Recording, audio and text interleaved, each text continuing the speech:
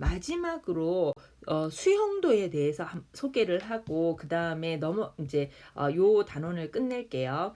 근데 수용도는 여러분들이 초등학교 때, 중학교 때, 고등학교 때 이미 굉장히 많이 그림을 그려본 거란 말이에요. 근데 대학에 들어와서 웬 수용도인가 싶잖아요.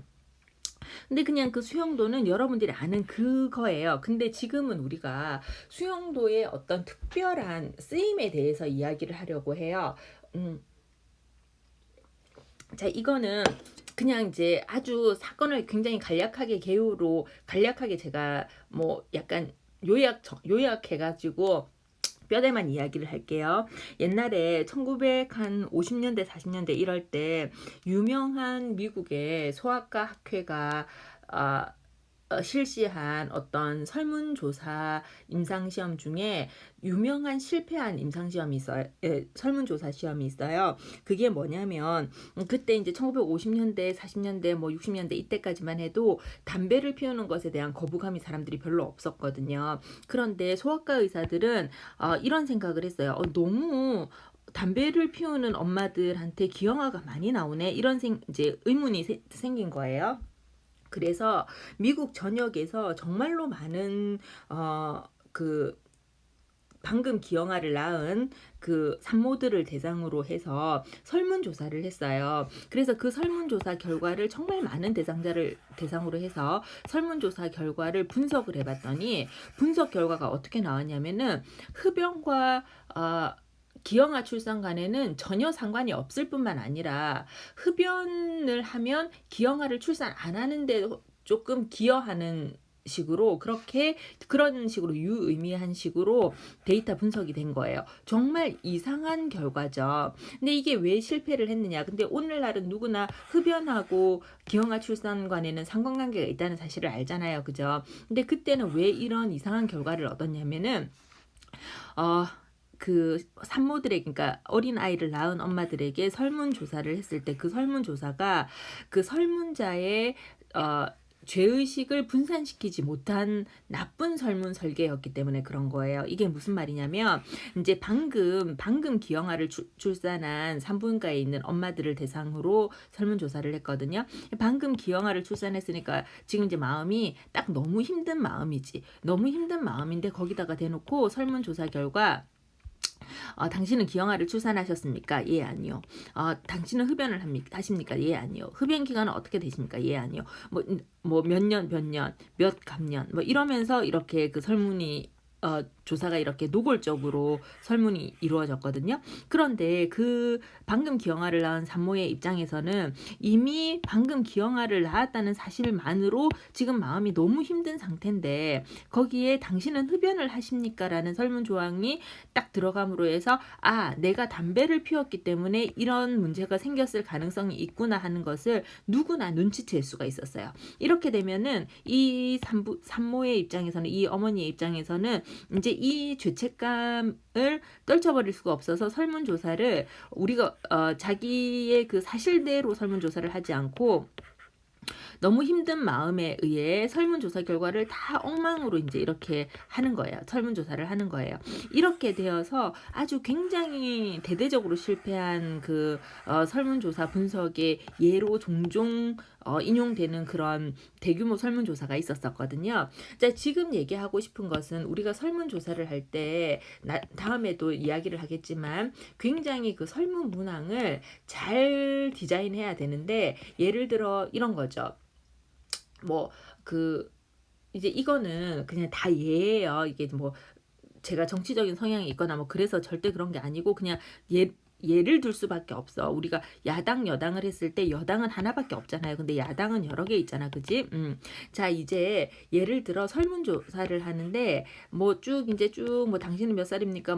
뭐 당신의 직업은 뭡니까? 이런 걸 설문조사를 하고 그다음에 당신은 어느 야당을 지지하십니까? 이런 설문 문항이 있었다고 생각을 해봐요. 그러면 나는 여당 지지자인데 예를 들어 당신은 어느 야당을 지지하십니까? 이런 설문 문항을 딱 받으면 난 특별히 지지하는 야당은 없지만 그래도 그 중에서는 여기가 낫지. 이렇게 생각을 하고 체크를 할 수가 있잖아요. 근데 이것은 그 사람의 정치적인 성향을 제대로 나타낸 설문조사라고 말할 수는 없는 문제잖아요. 그죠? 이것처럼 우리가 설문조사의 문항을 결정을 할 때는 굉장히 조심스럽게 잘 결정을 해야 되거든요. 그래서 아주 민감한 설문조사를 할 때 우리가 수용도를 이용을 합니다. 수용도를 이용을 합니다. 자, 이게 이제 어떻게 되는 거냐면, 이제 지금 이제 그냥 예를 드는 거예요. 어느 병원에서 자꾸 마약이 없어지는 거예요. 마약이. 그런데 그 마약 장에 그 마약 창고에 접근할 수 있는 사람들은 레지던트들밖에 없다고 생각을 해봐요. 그러면 레지던트들이 전체적으로 이제 마약을 누군가 하고 있을 텐데 뭐 한 명씩 붙잡고 물어보고 마약 하시나요? 이렇게 물어보면 아우 저는 절대로 마약 안 합니다. 이렇게 될 거잖아요. 따라서 올바른 조사를 우리가 할 수가 없잖아요. 그래서 여기에서 수용도를 이용을 하는 거예요. 그러니까 응답한 사람들의 모든 비밀을 보장하게 하기 위해서 아무도 모르는 방법으로 우리가 원하는 결과를 찾을 수 있도록 이렇게 하는 거죠. 자, 일단 그 사람은 그 레지던트들은 어느 방에 들어가요. 어느 방에 들어가서 그러니까 이제 어느 방에 들어가서 설문조사 결과가 여기에는 마약에 대한 설문조사 결과, 그 다음에 여기에는 당신의 생년월일에 대한 설문조사 결과 이렇게 이제 두 개를 해놔요. 그리고 이 사람에게는 동전을 하나 줘요. 동전을 하나 줘서 앞면이 나오면 요 A라는 설문조사를 펴고 그 다음에 뒷면이 나오면 B라는 설문조사를 피시오. 이렇게 이제 해요. 자, 그 다음에 앞면이 나오면 A라는 설문조사는 마약을 하고 있으면 예라고 하고 마약을 하고 있지 않으면 아니요라고 하시오. 그러니까 예 아니요만 있는 거예요. 자, 그 다음에 B라는 설문조사 결과는 또 마약을 말을 잘못했어요. 본인이 생일이 홀수면은 예라고 하고 본인의 생일이 짝수면 아니요라고 하시오. 이렇게 이제 그 방에 들어가서 안내가 있었어요. 그러면은 이 레지던트의 입장에서는 자기가 그냥 아무도 모르는 밀폐된 방에 들어가서 일단 동전을 던졌어. 그런데 내가 앞면인지 뒷면인지도 몰라 지금.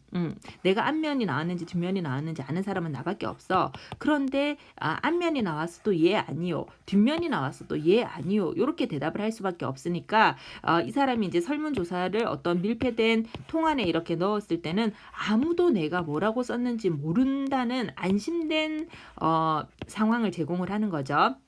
그리고 우리는 레지던트들이 얼마나 마약을 하고 있는지를 알아보는 것이 우리의 목적이기 때문에 우리는 수용도를 이용을 해서 그 확률을 계산을 하는 거예요. 자, 해보죠. 이 레지던트가 동전을 던졌어요. 이 레지던트가 동전을 던져서 동전의 앞면이 나올 확률은 얼마나 되나요? 2분의 1이죠. 동전의 뒷면이 나올 확률은 얼마나 되나요? 그것도 2분의 1이죠. 자, 동전의 그냥 뒷면이 나왔다고 해봅시다. 동전의 뒷면이 나왔으면은 보통 사람들의 생일은 홀수 아니면 짝수지 딴 거는 없잖아요. 그러니까 홀수 생일이 그러니까 예라고 한 사람은 홀수 생일이기 때문에 확률은 2분의 1이에요. 아니오라고 한 사람은 짝수 생일이기 때문에 확률은 2분의 1이에요. 자, 그 문제적 마약으로 넘어가 보죠. 마약의 경우에는 예라고 한 사람은 우리가 알고 싶은 것은 마약을 하는 확률이기 때문에 마약을 하는 확률은 몰라요. 그래서 변수 P라고 둬요. 근데 마약은 하던가 안 하던가 그런 거잖아요. 그러면 아니오라고 했었으면 이 사람은 하지 않는 것이잖아요. 그죠? 이제 계산을 해보죠. 우리가 그 설문조사 통을 딱 열었는데 이 설문조사 통에서 100명의 의사들한테 마약을 하는지 안 하는지 혹은 생일이 홀수인지 짝수인지 이렇게 물어봐서 요 통 안에는 예 아니면 아니오만 넣게 되어 있는데 이걸 딱 열어봤더니 예가 100명 중에 28명, 즉 0.28%, 0.28이 0.28이 예라는 것을 이제 선택을 했어요. 근데 얘는 어떠냐면은 생일이 홀수여도 예고요. 마약을 해도 예잖아요. 그러니까 이 28% 중에 즉 0.28 중에 과연 진짜 마약을 해서 예라고 한 사람은 얼마나 되는지 이 수용도를 이용을 해서 우리가 결정을 하는 거예요. 자, 지금 이 0.28, 28%라는 건 어떻게 생겼냐면은 얘를 한번 따라가 봅시다. 얘는 어떤 그 수용도의 어떤 추리로 따라가게 되냐면 다음과 같은 추리로 따라가게 되는 거예요. 2분의 1 곱하기 2분의 1도 예고요. 그죠? 그 다음에 2분의 1 곱하기 변수 p도 얘잖아요. 즉 얘의 경우는 요 두 개밖에 없는데 얘는 어떻게 생겼냐면은 2분의 1 곱하기 p도 얘고요. 요거 곱하기가 오타가 난 거예요. 더하기 2분의 1 곱하기 2분의 1도 얘잖아요. 그죠? 우리 산수 좀 하지 않습니까? 자, 0.28은